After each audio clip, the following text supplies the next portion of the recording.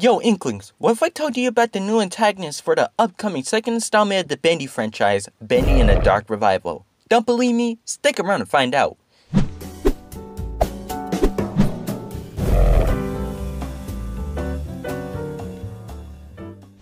Yo, what's up guys, it's iJustGames here, and welcome back to another video. Today, I want to theorize about the new antagonist for Bendy and the Dark Revival. Now, before we begin, I would like to shout out Dreamfisher on Tumblr for making this theory. Without them, I would have not noticed this whole thing completely. All credit of this theory goes to them, but to avoid plagiarizing / copyright reasons, I will summarize and add my take of this theory onto this theory. But again, go check them out, they have some great theories. Now let's continue. Have you ever wondered about the secret Georgiou audio tape from Boris and the Dark Survival? They mentioned 2 people, yet we got no info of them except in this tape, which I will play now.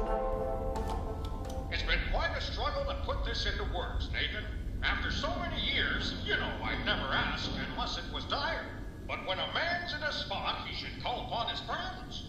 Truth is, well, the studio is coming up a little short. Hit a few unexpected bumps. If you could lend us the amount I mentioned in my last letter, it would be a big help to me. Hope this reaches you in South America. You and Tessa enjoy your vacation. Who is Tess? Who is Nathan? Well, we know who Nathan is, it just flew right over our heads entirely. His presence and foreshadowing has been mentioned in the Dreams Come to Life novel and the Bendy Crack-Up comics. Nathan Arch is one of Joey's friends as mentioned in that tape. Joey has a tendency to surround himself around rich folk, which Nathan is one of them since he was able to vacation abroad after World War II. As seen from this tape, Joey and Nathan's friendship is very one-sided since Nathan ignores Joey's last letter, pleading for money for the ever financially plumbing studio, which shows that Nathan doesn't value Joey as much as Joey does to him, again making the friendship one-sided. Joey even mentions that he never asks for money under normal circumstances, which shows that Joey cares a lot about appearing rich and successful in front of Nathan. Nathan did hire some of Joey's employees for his studio, Archgate Studios, since Allison went over there to work after Joey fired her in the Dreams Come to Life novel. He attempted to hire Henry, the main protagonist of Bendy and the Ink Machine, shown by this mysterious letter sent to him from California.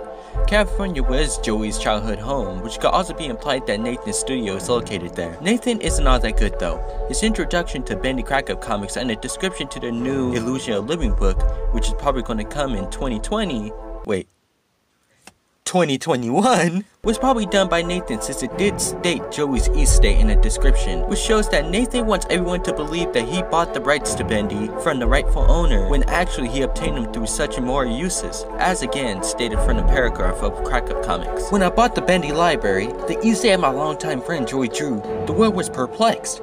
Why would I buy life's work of a creative genius when I have no history in the world of animation, smiling, mischievous devils? I also stated that the job she worked back then was called Archgate Films, but in Crack-Up Comics it was called Archgate Studios, implying that Nathan expanded for not only producing live-action movies, but to producing animations as well when he bought Bendy. Heck, funny thing is, Nathan himself doesn't even like Bendy, so why would he buy Bendy? Well, as stated from a paragraph from, again, Crack-Up Comics, the magic of the animation lured me in. This shows that Nathan probably has an ulterior motive, other than just adding animation to his studio media palette. He was using the animations as an excuse to really get to the meat and gravy and I don't know. Well, he was really using it to get to the ink machine, of course. After all, magic and animation can be traced back to the purpose of the ink machine, which have the ability to produce living cartoon figures through the magic of taking a soul and fitting it through the machine. Norman in Dreams Come to Life also stated, he needs something, anything to get the studio back in newspapers again, to get investors excited again. Which Buddy replied in shock, the machine. Joey created the machine to impress investors, specifically Nathan. With that, Nathan bought the machine and everything related to the studio, all except one thing he seeks the most. The ink machine in Joey's house, shown by the newspapers articles in the Game On 2020 promo. If Nathan bought one of the ink machines, what does it mean for the yellow studio world back in Bendy and the Ink Machine? Well, we all know Joey was a huge antagonist for Bendy and the Ink Machine, sort of controlling the world of it. So, does that mean Nathan might play a similar role in Bendy and the Dark Revival? Since Bendy and the Dark Revival isn't a prequel or a sequel, does that mean it'll take place in an alternative universe? When Nathan combined both machines to clash the two worlds together? Will we have to confront Nathan because of his secret unexplained evil deeds? Who knows? Most likely we'll find out in Bendy and the Dark Revival. And with that, I'll see you guys after the loop. Peace.